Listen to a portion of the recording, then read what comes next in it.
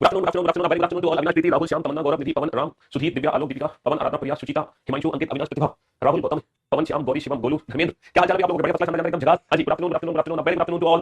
खाना पीना खा लिया आप लोगों ने? क्यों भाई, लंच कर लिया कि नहीं? अभी नहीं किया लंच? चलो कुछ बच्चे लंच कर चुके हैं, कुछ लोगों ने नहीं किया है।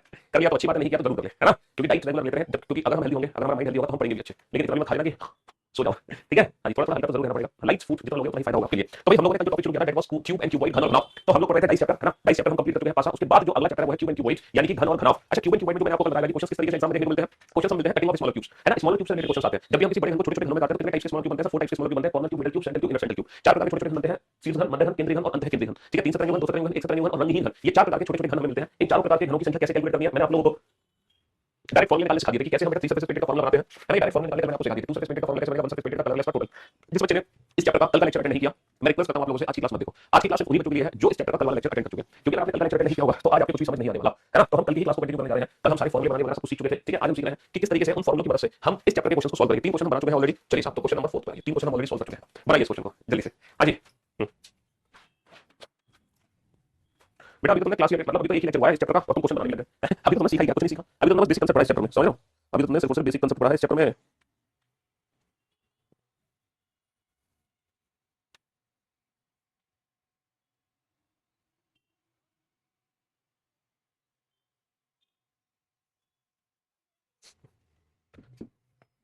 हाँ जी। तो मेरे भाई मेरे दोस्त, आराम से इस क्वेश्चन को पढ़ो, आराम से। और बिल्कुल भी घबराने की जरूरत नहीं है, बिल्कुल भी परेशान होने की जरूरत नहीं है। तसल्ली से इस क्वेश्चन को पढ़ो। एक घन की सभी सतहों को रंगीन किया जाता है। मतलब एक क्यूब है जिसकी 6 की 6 सरफेस हमने कलर कर दी, जिसकी 6 की 6 सरफेस हमने क्या कर दी, कलर कर दी। यदि इनमें से कई छोटे छोटे घन निकाले जाते हैं और भाई 6 की 6 सरफेस हमने कलर कर दी और फिर कई छोटे छोटे घन में बाहर निकाल दिए काट के छोटे छोटे टुकड़ों में, तो प्रत्येक पक्ष जो है, जो छोटे घन का प्रत्येक पक्ष है वो 1/4 है मूल घन के पक्ष का।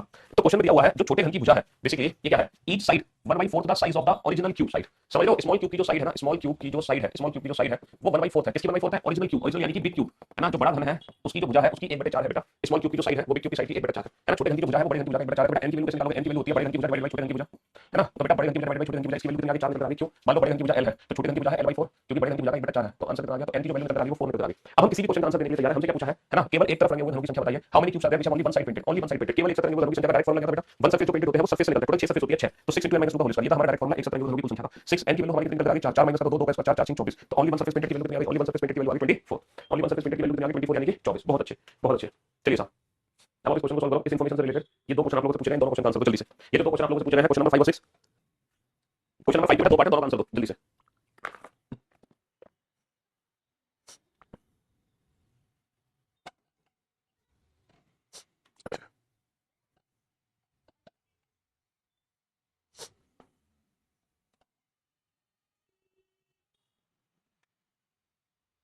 हाँ जी, हो गया दोनों क्वेश्चन सॉल्व। काउंटिंग फिगर में जितने क्वेश्चन मैंने क्लास में कराया ना, आप पहले सिर्फ उन्हीं क्वेश्चन की प्रैक्टिस कर लो। अलग से आपको कुछ भी करने की जरूरत नहीं है। जो क्वेश्चन मैंने काउंटिंग फिगर में क्लास में कराया है पहले आप उन्हीं क्वेश्चन की प्रैक्टिस कर लो, ठीक है? एक घन की सभी सतह नीले रंग से दी जाती है। एक घन है जिसकी सारी की सारी जो सरफेस है वो नीले रंग से रंगी हमने, चलिए बहुत बढ़िया। और फिर इसको ना 125 बराबर छोटे छोटे घनों में काटा जाता है। कितने? 125। एक घन है जिसकी सभी सतह हमने नीले रंग से रंगी, एक घन है जिसकी सारी की सारी जो सरफेस है हमने नीले रंग से रंगी, है ना? 6 की 6 सरफेस हमने नीले रंग से रंगी और फिर इसको ना 125 बराबर छोटे छोटे घनों में काट दिया। टोटल कितने टुकड़े कर दिए इसके? टोटल हमने टुकड़े कर दिए 125। कुल कितने टुकड़े कर दिए हमने? 125 टुकड़े कर दिए। तो बेटा n क्यूब की वैल्यू कितनी है? n क्यूब की वैल्यू है 5 का क्यूब, तो n की वैल्यू यहां से कितनी निकल आएगी? 5 निकल आएगी। भैया कुल घनों की संख्या क्या होती है? कुल घनों की संख्या होती है n क्यूब, जिसकी वैल्यू दे दी है 125 यानी 5 का क्यूब। अब क्वेश्चन क्या पूछा है? How many cubes are not painted on any face. पहला क्वेश्चन हमसे पूछा है कलरलेस क्यूब की वैल्यू कितनी है? कलरलेस, कलरलेस क्यूब का डायरेक्ट फॉर्मूला था n - 2 का होल क्यूब। दूसरा क्वेश्चन हमसे पूछा है how many cubes are painted on one face only. एक सतह रंगे हुए घनों की संख्या का डायरेक्ट फॉर्मूला था 6 × n - 2 का होल स्क्वायर। हमें कुछ नहीं करना, बस n की वैल्यू अप्लाई करनी है। n की वैल्यू कितनी है? 5 5 माइनस का 2 3, भैया 5 माइनस का 2 3 और 3 का क्यूब कितना हो जाएगा? 27, है ना? तो ये आ गया 6 × 5 माइनस का 2 3 3 का स्क्वायर 9 9 54, है ना? 5 माइनस का 2 3 3 का स्क्वायर 9 54, तो हमारा आंसर आ जाएगा 27 और 54। हमारा आंसर आ जाएगा 27 और 54। चलिए साहब नेक्स्ट नेक्स्ट क्वेश्चन पे चलते हैं, अगले क्वेश्चन की तरफ। हाँ जी,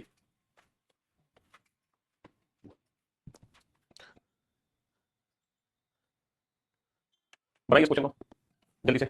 एक सफेद पदार्थ के घन की सभी सतहों को काला रंग किया जाता है। मतलब एक सफेद पदार्थ का घन है जिसकी सारी सारी सरफेस हमने काले रंग से पेंट कर दी। यदि इसको 125 बराबर छोटे घनों में काटा जाता है, फिर हमने क्या किया? इसको 125 बराबर छोटे छोटे घनों में काट डाला। 125 बराबर छोटे छोटे घनों में काट डाला तो भैया कुल घनों की संख्या कितनी है? यहाँ पे कुल घनों की संख्या है 125। तो भैया n क्यूब की वैल्यू कितनी रह गई? 125 यानी कि 5 का क्यूब। n क्यूब की वैल्यू 125 यानी कि 5 का क्यूब, तो n की वैल्यू आ गई 5। n की वैल्यू कितनी आ गई निकल के? n की वैल्यू 5 निकल आ गई। तो कितने छोटे घन की दो सतह काले रंग से लगी है? कितने छोटे घन की दो सतह काले रंग से लगी है? हमारी स्मॉल क्यूब्स आ गए, two surface painted. Two surface painted का फॉर्मूला क्या होगा? 12 × n - 2, 12 × n - 2, n की वैल्यू 5, तो बेटा 5 - 2 3, 12 × 3 आ गया 36, 12 × 3 आ गया 36 यानी कि नन ऑफ दिस इनमें से कोई नहीं।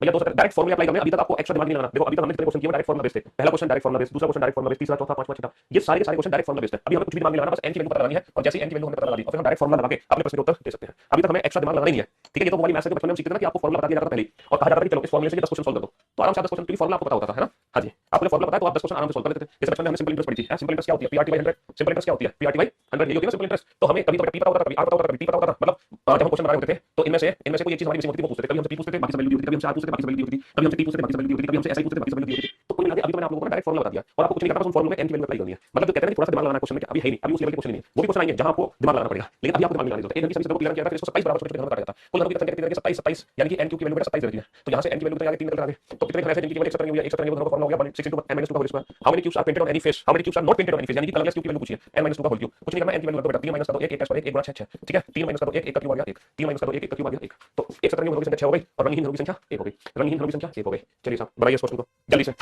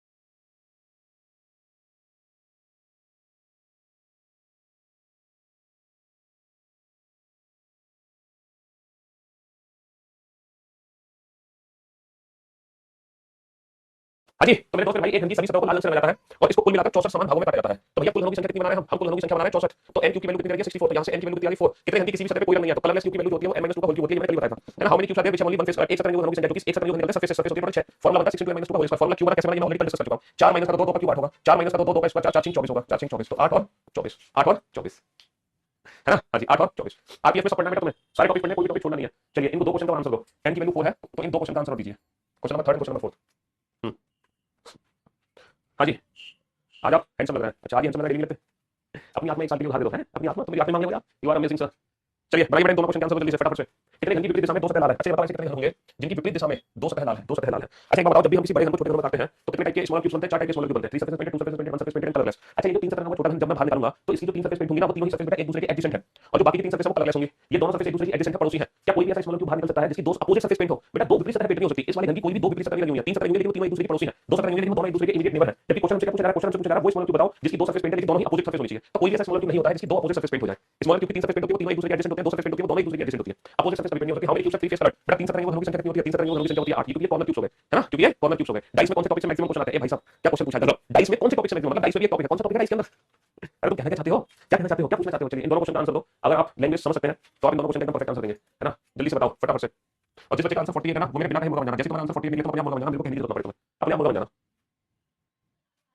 और जिस बच्चे का आंसर 150 है वो मेरे बिना कहीं मुर्गा बन जाना और मुर्गा बन के जब तक बोलते रहना जब तक मैं क्वेश्चन का सॉल्यूशन ना कराऊं। डाइस में सारे केसेस क्वेश्चन बनते हैं, ओपन फिगर से बनता है, मोर देन 2 फिगर से बनता है, ज्यादा क्वेश्चन बेटा open figure more than 2 figure वाले आते हैं, 1 फिगर 2 फिगर वाले क्वेश्चन कम आते हैं। जिस बच्चे का आंसर 40 है 150 निकल आया वो अपने आप मुर्गा बन जाओ, जो से कुकुर चिल्लाते रहो जब तक दिल्ली तक ना पहुंचे। जब तक मैं क्वेश्चन सॉल्व कर रहा हूं तब तक तुम कुकुर चिल्लाते रहो, चुपचाप बन जाना बेटा, लाइब्रेरी मुर्गा बन जाओ, कोई बात नहीं, कहना ट्यूशन से कर दिया है और जो भी सर बोलेंगे वो हम करेंगे। हम्म हम्म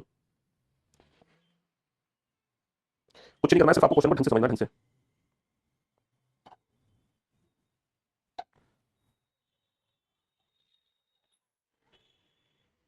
हाँ जी चलिए साहब तेज हो गया तो मैं एक रंग 216 छोटे छोटे घनों में काटा जाता है, कुल मिलाकर कितने छोटे छोटे टुकड़े कर दिए, बड़े क्यूब घन के 216, तो कुल घनों की संख्या में कितनी रह गई, कुल घनों की संख्या में 216 रह गई, तो n क्यूब की जो वैल्यू है वो है 216, यानी कि n की वैल्यू आ गई 6, क्योंकि 6 का क्यूब होता है 216। तब ऐसे कितने घनों की संख्या होगी जिनकी कम से कम 2 सतरंगी हुई है, बेटा क्वेश्चन में क्या पूछा, कम से कम 2 सतरंगी होगा। मैंने जो फॉर्मूला लिखा था आपको ओनली के लिए लिखा था, ओनली केवल मैं यूज करता था बेटा ओनली वर्ड, जैसे मैं पूछूं केवल 3 सतरंगी होगा तो आपका आंसर है 8, केवल 2 सतरंगी होगा तो आपका आंसर है 12 - 2, केवल 1 सतरंगी होगा तो आपका आंसर है n - 2 का होल क्यूब। लेकिन अगर मैं ओनली की जगह वर्ड यूज कर दूं एटलीस्ट, भैया एटलीस्ट वर्ड भी यूज होता है कम से कम, कम से कम, जरूरी थोड़ी है केवल 3 सतरंगी नहीं पूछे हमसे, ये जरूरी नहीं है कि हमेशा ये पूछे only 3 surfaces painted, only 2 surfaces painted, only 1 surface painted. Exam में ना एटलीस्ट वर्ड भी यूज हो सकता है, एग्जाम में एटलीस्ट वर्ड भी यूज हो सकता है, एटलीस्ट कम से कम, जैसे वो पूछे एटलीस्ट 1 सरफेस पेंटेड, कम से कम एक सतरंगी होता है। तो भैया कम से कम एक सतरंगी होता मतलब क्या होता है, कम से कम एक सतरंगी होता मतलब होता है कि एक सरफेस तो पेंट होनी चाहिए कम से कम, और एक से ज्यादा भी सरफेस पेंट हो सकते हैं, 2 सरफेस पेंट वाले भी ले सकते हैं, 3 सरफेस पेंट वाले भी ले सकते हैं, 4 सरफेस पेंट वाले, 5 की 5 और 6 की 6। हालांकि 4 5 6 सरफेस पेंट होती नहीं है किसी भी क्यूब पर, स्मॉल क्यूब में कर सकते हैं, लेकिन एटलीस्ट 1 सरफेस पेंटेड का फॉर्मूला होता है कि भैया कम से कम एक सरफेस पेंट होनी चाहिए और एक से ज्यादा सरफेस वाले भी इसमें काउंट होंगे, एक से ज्यादा सरफेस पेंट वाले भी इसमें काउंट होंगे। अगर एग्जाम में पूछा जाए एटलीस्ट 2 सरफेस पेंटेड, कम से कम 2 सतरंगी हो, तो कम से कम 2 का मतलब 2 सरफेस तो पेंट होनी चाहिए और 2 से ज्यादा सरफेस पेंट वाले भी काउंट होंगे, 3 सरफेस पेंट, 4 सरफेस पेंट, 5 और 6 की 6 सरफेस पेंट वाले भी काउंट होंगे। अगर एग्जाम में पूछा जाए एटलीस्ट 3 सरफेस पेंट है ना, कम से कम 3 सतरंगी हो, तो कम से कम 3 का मतलब 3 सरफेस पेंट होनी चाहिए। अगर 3 से ज्यादा सरफेस पेंट हो रही है स्मॉल क्यूब की, तो वो भी इसमें काउंटिंग होगी, वो भी इसमें काउंटिंग होगी अगर 3 से ज्यादा सरफेस पेंट हो रही है। हालांकि 3 से ज्यादा सरफेस पेंट कभी होती नहीं है स्मॉल क्यूब की, तो ये वैल्यू हमेशा क्या रहती है, 0 रहती है, ये वैल्यू हमेशा क्या रहती है, 0 रहती है, ये वैल्यू हमेशा क्या रहती है, 0 रहती है। लेकिन एक क्यूबॉइड का केस है जहां पर हमें ये वैल्यू मिल जाती है, क्यूबॉइड के केस में ये वैल्यू हमें मिल जाती है, इसलिए मैं इसको 0 लिख के मैं एज इट इज छोड़ देता हूं। मैं आपको ये भी दिखाता था कम से कम एक सतरंगी का मतलब है 1 + 2 + 3 वाले चाहिए, है ना, कम से कम 2 का मतलब है 2 + 3 वाले चाहिए, क्योंकि 4 5 6 तो होते ही है। एटलीस्ट 3 सरफेस पेंट का मतलब 3 सतरंगी होनी चाहिए, क्योंकि 3 से ज्यादा सरफेस पेंट होती नहीं है। लेकिन मैं वो क्यों लिख रहा हूं, क्योंकि एक केस होता है क्यूबॉइड का जहां पर स्मॉल क्यूब की 3 से ज्यादा सरफेस पेंट हो जाती है, तो स्मॉल क्यूब की 3 से ज्यादा सरफेस पेंट हो जाती है, इसलिए ये चीज मैंने लिख दी है, समझ गए। तो एटलीस्ट अगर एग्जाम में ओनली वर्ड आए तो कैसे डील करोगे, अगर एटलीस्ट वर्ड आए तो कैसे डील करोगे। और कभी कभी एग्जाम में एटमोस्ट वर्ड भी आ जाता है, जैसे एटमोस्ट 3 सरफेसेस पेंटेड, ज्यादा से ज्यादा 3 सतरंगी हो, ज्यादा से ज्यादा 3 सतरंगी हो, 3 से ज्यादा ना हो, कम चल सकती है। तो ज्यादा से ज्यादा 3 सतरंगी हो उसकी वैल्यू कैसे निकालोगे भैया, ज्यादा से ज्यादा 3 सरफेस पेंट होगी, 3 से ज्यादा सरफेस पेंट नहीं हो सकती। ओनली 1 सरफेस पेंट का फॉर्मूला होता है 6 * n - 2 का होल स्क्वायर, 6 * n - 2 का होल स्क्वायर। कोई बात नहीं बेटा, ये तो छोटी सी गलती है, तुम्हारी सुन नहीं थी। हां, एटमोस्ट 3 ज्यादा से ज्यादा 3 सतरंगी हो, मतलब क्या होता है मैक्सिमम 3 सरफेस पेंट होनी चाहिए, 3 से ज्यादा नहीं हो सकती, हां 3 से कम सरफेस पेंट जरूर हो सकती है। इसके दो फॉर्मूले बनते हैं, कभी कभी तो हम वैल्यू निकालते हैं 3 + 2 + 1 और कभी कभी हम वैल्यू काउंट करते हैं 3 + 2 + 1 प्लस कलरलेस भी आ जाता है, कलरलेस भी आ जाता है 3 + 2 + 1 + 0। कभी कभी कलरलेस भी इसमें इंक्लूड होगा, नहीं होगा, ये ऑप्शन पे डिपेंड करेगा या फिर क्वेश्चन की लैंग्वेज पे डिपेंड करेगा। मैं आपको बताऊंगा कैसे, कब 3 + 2 + 1 करना है, 3 + 2 + 1 + 0 करना है।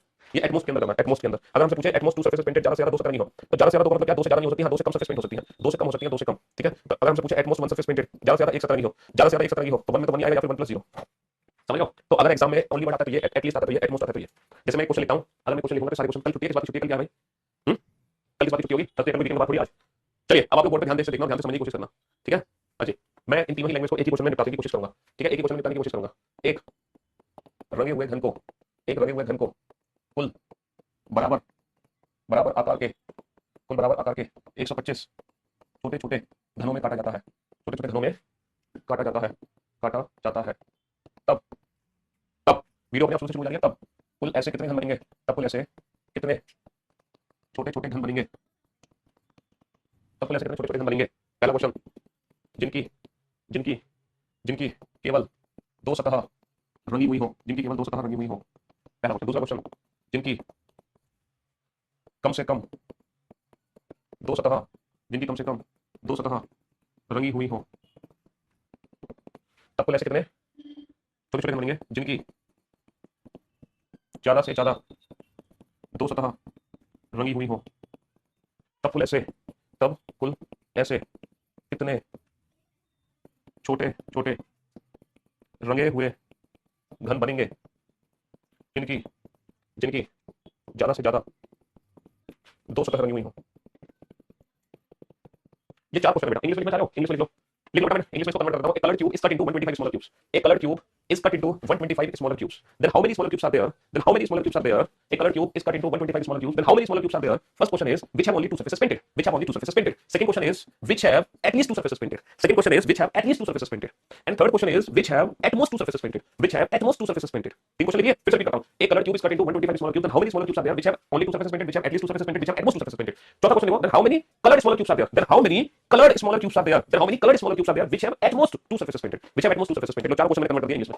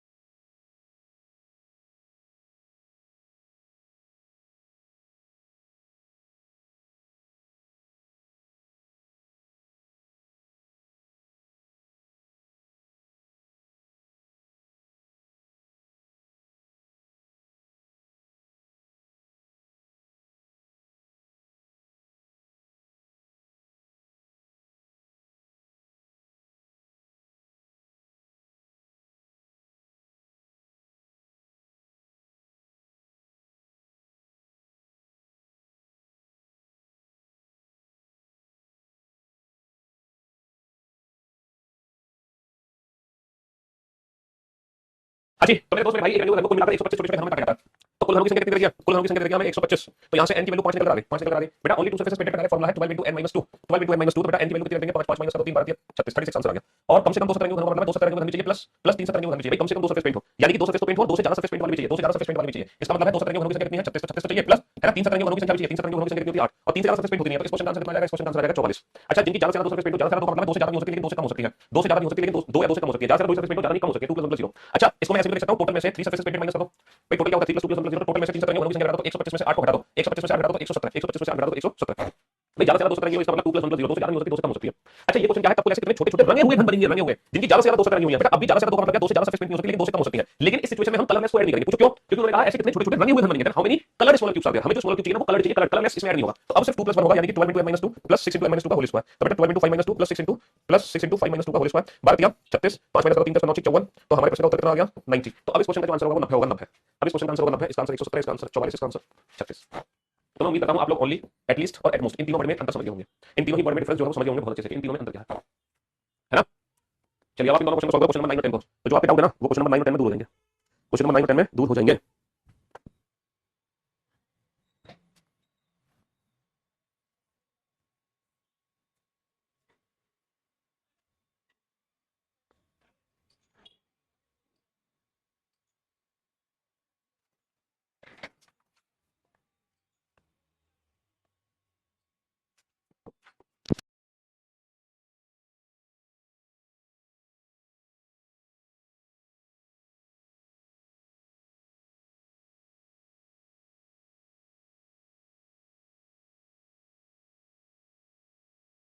बराबर से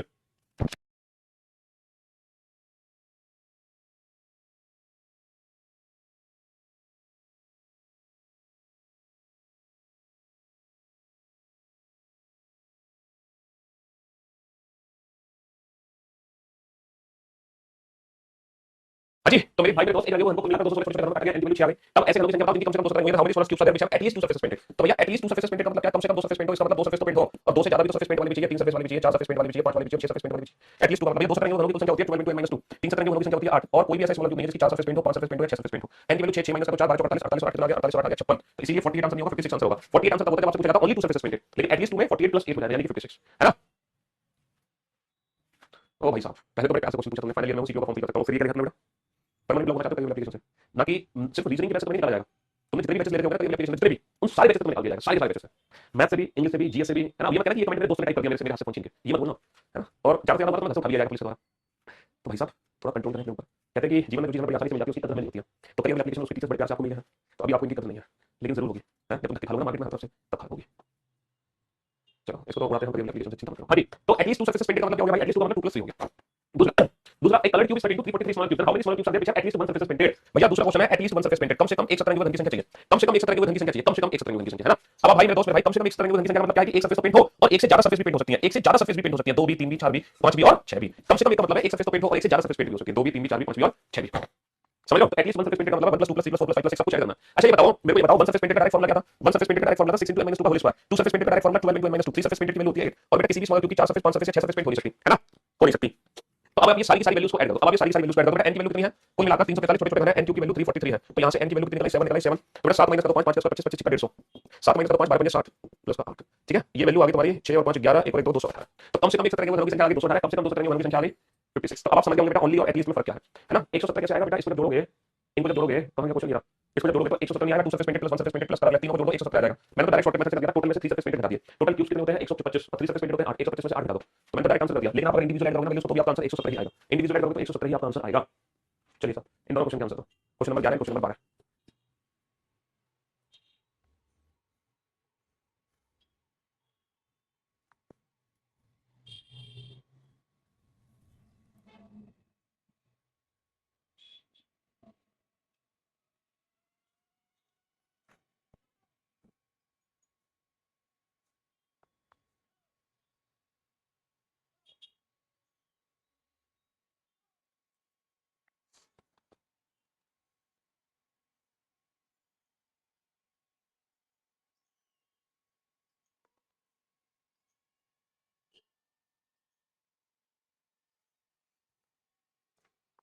हाँ जी चलिए साहब एक 15 सेंटीमीटर लंबाई के रंगीन घन को कुल मिलाकर 125 छोटे छोटे घनों में काटा जाता है। छोटे घन की भुजा बताइए। तो मेरे दोस्त मेरे भाई कुल घनों की संख्या कितनी है? 125 हम जानते हैं, n क्यूब की वैल्यू दे दिया, मैं 125 तो यहां से n की वैल्यू कितनी निकल आ गई, यहां से n की वैल्यू 5 निकल आ गई। और हम जानते हैं n की वैल्यू होती है बड़े घन की भुजा डिवाइडेड बाय छोटे घन की भुजा। हमसे क्या पूछा? छोटे घन की भुजा बताइए। हमसे पूछा l2 की वैल्यू क्या होगी? l1 bye l, l1 bye l। बड़े घन की भुजा कितनी है? बड़े घन की भुजा दे दिया 15 सेंटीमीटर और n की वैल्यू कितनी दे दिया? n की वैल्यू दे दिया 5, तो 15/5 आ गया 3 सेंटीमीटर, है ना? 15/5 आ गया 3 सेंटीमीटर। जिस बच्चे ने क्वेश्चन का आंसर दिया है 40 सेंटीमीटर को मुल्ला बन जाए और जोर से चिल्लाए कुकू दिल्ली तक आवाज आएगा तुम्हारी। बेटा मुल्ला बनोगे तो दिमाग से खुलेंगी, मुल्ला बनोगे तो तुम्हारी दिमाग से खुलेंगी, दिमाग से खुलेंगी कैसे? तुम मुल्ला बनोगे। A bigger colour cube is cutting to 125 small cube. बेटा कुल घनों की संख्या कितनी दे दिया? 125, तो अगेन n क्यूब की वैल्यू दे दिया 125, तो फिर से n की वैल्यू 5 निकल आ रही। हम जानते हैं n की वैल्यू होती है बड़े घन की भुजा डिवाइडेड बाय छोटे घन की भुजा। इस बार हमसे क्वेश्चन में पूछा है बड़े घन की भुजा, पहले पूछा था छोटे घन की भुजा l2, पहले l2 पूछा था l1 पूछा था। l1 की वैल्यू होगी n * l2, n की वैल्यू कितनी है? 5। अच्छा पहले जो बड़े घन की भुजा थी वो थी 15 सेंटीमीटर, अब छोटे घन की भुजा कितनी दे दिया? छोटे घन की भुजा कितनी दे दिया है? छोटे घन की भुजा कितनी दे दिया? छोटे घन की भुजा दे दिया बाबू कितनी दे दिया? Smaller cubes of 8 centimetre cube. ये कह रहे हैं 8 घन सेंटीमीटर वाले, 8 घन सेंटीमीटर वाले छोटे छोटे घनों में काटा गया। तो भैया ये छोटे घन की भुजा नहीं दे रखी, ये 8 घन सेंटीमीटर लिखा है 8 सेंटीमीटर क्यूब, जिसका मतलब होता है वॉल्यूम। ये स्मॉलर क्यूब का वॉल्यूम लिखा हुआ है, छोटे घन का आयतन।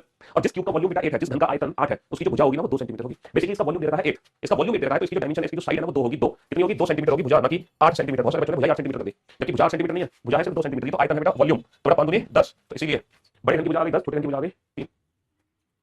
समझ लो? हाँ जी। देखो अभी तक हमने जितने भी क्वेश्चन किए, हमने सारे के सारे क्वेश्चन सिंगल कलर क्यूब वाले किए। अभी तक हमने जितने भी क्वेश्चन किए सारे क्वेश्चन हमने सिंगल कलर क्यूब के किए, मल्टी कलर क्यूब का एक भी क्वेश्चन हमने नहीं किया। सारे क्वेश्चन हमने सिंगल कलर क्यूब के किए हैं, सारे क्वेश्चन। ठीक है, हाँ जी, सारे क्वेश्चन हमने सिंगल कलर क्यूब के किए, मल्टी कलर क्यूब का क्वेश्चन एक भी नहीं किया। मल्टी कलर क्यूब का मतलब जिसमें क्यूब की जो साइज है ना डिफरेंट डिफरेंट कलर से पेंट कर दी जाती है। जैसे मैं क्वेश्चन पूछना चाह रहा हूं आपसे, एक क्यूब है जिसके कुल मिलाकर 729 टुकड़े, 729 नहीं 125 टुकड़े, 216 टुकड़े कर दिए। किसी क्यूब के कुल मिलाकर 216 टुकड़े किए हैं, ठीक है, 216 टुकड़े किए हैं। किसी क्यूब के 216 पार्ट्स बना दिए, 216 छोटे छोटे घन बना दिए, ठीक है, तो 216 छोटे छोटे घन।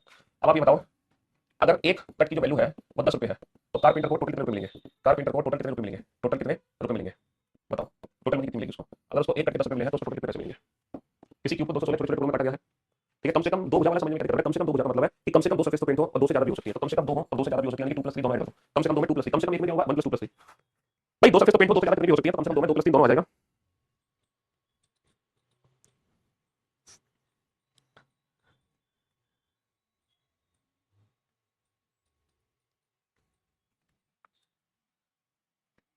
अच्छा ये बताओ, एक कट की वैल्यू 10 रुपए मिल रही है, टोटल कितने कट होंगे? पहले तो n की वैल्यू बताओ। n क्यूब की वैल्यू 216 है, तो n की वैल्यू 6 आ गई। n क्या है? किसी भी क्यूब में n की वैल्यू क्या होती है? किसी भी क्यूब को एक जगह से कितने हिस्से बनाया जा रहा है, तो बेटा n की वैल्यू 6 है, इसका मतलब क्यूब में एक जगह से 6 से बनाएंगे। कितने से? 6 6 से बनाने के लिए कितने कट लगेंगे? 1 cut, 2 cut, 3 cut, 4 cut, 5 cut. 5 cut लगते हैं, 1 2 3 4 5, और 1 2 3 4 5 6 से बन गए। तो बेटा जो टोटल कट्स होते हैं हमारे, टोटल जो कट्स होते हैं कितने लगते हैं? जितने हिस्से बने 6, उससे एक कम कट लगते हैं। लेकिन ये जो कट है ना सिर्फ एक तरफ से नहीं लगते, ये कट लगते हैं 3 जगह से। ये 3 जगह से कट लगता है, तो टोटल कट होगा 3 × 1 तो बेटा टोटल कितने कट लगेंगे? 15 कट लगेंगे। टोटल कितने कट लगेंगे? 5 या 15 कट लगेंगे, सिर्फ 15 कट। भैया 5 कट यहां से लगेंगे, 1 2 3 4 5, 1 2 3 4 5।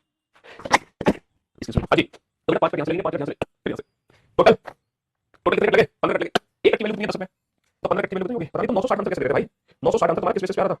960 आंसर किस बेसिस पे आ रहा है? टोटल 15 कट लगेंगे, 216 टुकड़े हैं। कुल कितने हैं? ये कुल 216 है, तुम काउंट कर लो, ये कुल 216 है। समझ लो, n की वैल्यू 6 है, इसका मतलब 6 से बनने एक तरफ से तो n - 1 हो गए कट, यानी 5 कट होगा। 5 कट 3 जगह से फॉर्मूला 3 - 1 ये होता है टोटल का फॉर्मूला। पता नहीं 910 960 आंसर किस हिसाब से आ रहा है? बच्चों वाला क्वेश्चन था, हैं? बच्चों वाला क्वेश्चन था। चलो एक और मैं तुम्हारा बेसिक क्वेश्चन पूछता हूं।